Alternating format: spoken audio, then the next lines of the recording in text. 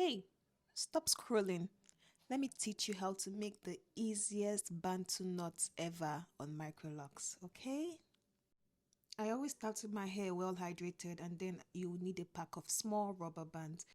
Now, the beauty of Bantu knots is actually in its symmetry. If you can get your grid right, it's over. Everything else is forgivable, trust me.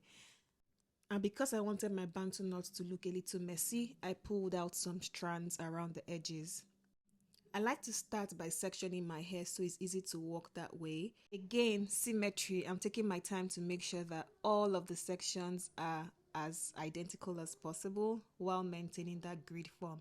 So I use either of two methods to form the knot. I either roll, and then it begins to form as it gets tight, or I basically just do two huge twists before I begin to roll.